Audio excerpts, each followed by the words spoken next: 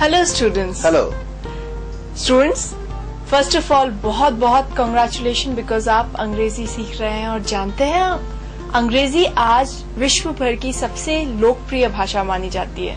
And I am sure आप इस sentence से ये भी समझ चुके हैं कि अंग्रेजी भाषा अत्यंत ही सरल भाषा है, इसीलिए तो दुनिया भर में जानी जाती है।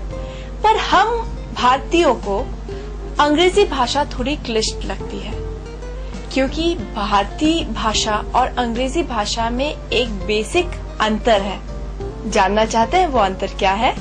तो चलिए चैटर्जी सर से पूछते हैं। Hello sir. हेलो।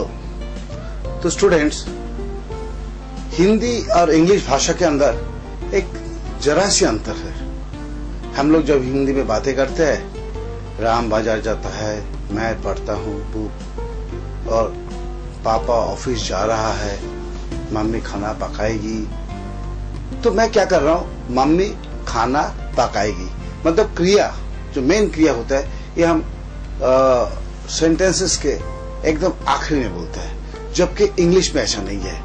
इंग्लिश में कैसा होता है, मैं पढ़ता हूँ किताब, वो खेलता है फुटबॉल, और हिंदी में वो फुटबॉल खेलता है। मतलब सब्जेक्ट के बाद ऑब्जेक्ट लगाकर उसके बाद क्रिया को हिंदी में बोला जाता है, जबकि इंग्लिश में सब्जेक्ट, क्रिया और ऑब्जेक्ट बोला जाता है। राइट? तो ये साधारण अंतर है। जब हम आगे डिस्कस करेंगे आप इसको बहुत अच्छी तरीके से समझ जाएंगे। तो शुरू करते हैं। सबसे पहले हम शुरू करेंगे वर्ब्स यानी क्रिया से। क्रिया का 4 रूप होता है, ये तो आप भी जानते हैं। गो, वेंट, गॉन, गोइंग। गो मतलब इसको सिंपल प्रेजेंट कहा जाता है ग्रामेटिकली, हम इसको फर्स्ट फॉर्म कहते हैं। वेंट यानी सिंपल पास्ट जो ग्रामेटिकली कहा जाता है, और हम कहते हैं सेकेंड फॉर्म। गॉन यानी पास्ट पार्टिसिपल, हम उसको थर्ड फॉर्म कहते हैं। एंड गोइंग मतलब present participle. So first form, second form, third form, fourth form, simple present, simple past, past participle and present participle, ये चारों रूप होता है। Go, went, gone, going. Think, thought, thought, thinking. Play, played, played, playing. Laugh, laughed, laughed, laughing. Okay, so इस तरीके से हर एक क्रिया का 4 फॉर्म्स होता है, और क्रिया को डिफरेंट टाइप से भाग किया जाता है, जिसमें से आज हम आपको 2 भाग अभी सिखा रहा है, और जो बहुत इंपॉर्टेंट है क्योंकि आगे इंग्लिश सीखने में ये 2 फॉर्म्स को आपको याद रखना पड़ेगा।